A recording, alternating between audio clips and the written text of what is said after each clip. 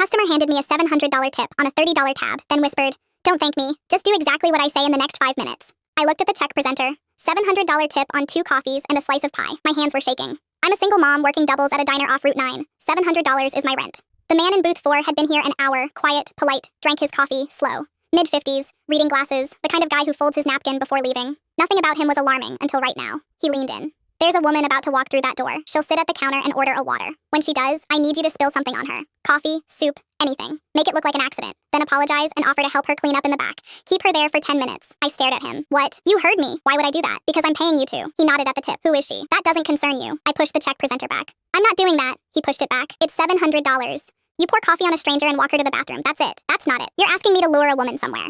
He paused, took off his glasses, cleaned them with his shirt, then looked at me like I was a math problem he was recalculating. "Let me rephrase. I'm her husband. She's meeting a man here in 15 minutes. A man she's been seeing for 4 months. I just need her delayed long enough for me to be sitting in her seat when he arrives. That's all." He put his glasses back on. "I'm not going to hurt anyone. I just want to see his face when he realizes he's been meeting a married woman whose husband knows every detail." I didn't move. He pulled out his phone and showed me a screenshot. Text between his wife and someone saved as gym trainer.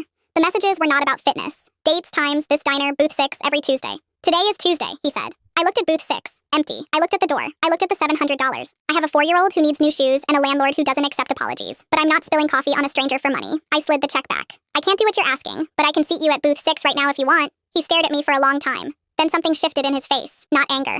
Relief. Like he'd been testing me and I'd given the right answer. "Booth 6 works." I moved him. He ordered another coffee and sat with his back to the door reading his book like nothing in the world was wrong. 6 minutes later, she walked in. Blonde, gym bag over her shoulder, wedding ring visible from across the room. She scanned the booths, saw someone in 6, and walked over with a smile that disappeared the second she saw who it was. Orland, barely a whisper. "What are you doing here?" He didn't look up. "Having coffee." "What are you doing here, Celeste?" She froze. "Meeting a friend." "Which friend?" "You don't know her. Try me." She didn't answer. He turned a page. "You can sit. He'll be here soon." Color drained from her face. She sat down slowly like the chair might swallow her. Neither spoke. I refilled waters at the counter, trying not to stare. 3 minutes later, the door opened. A younger guy walked in. Tan, fitted shirt. Looked like he spent more time on his hair than I spend on my taxes. He spotted booth 6 and started walking over. Then he saw Orland. He stopped. Celeste wouldn't look at him. Orland glanced up from his book and said loud enough for the diner to hear, "You must be the gym trainer. Pull up a chair. I'd love to hear about my wife's fitness routine." The guy turned and walked out the door without a word. Celeste started crying. Orland closed his book, set it on the table, and stood up. He looked down at her. "I wasn't here to fight. I was here so you'd know that I know. What you do with that is up to you." He walked to the register, paid his bill, and left a $200 tip.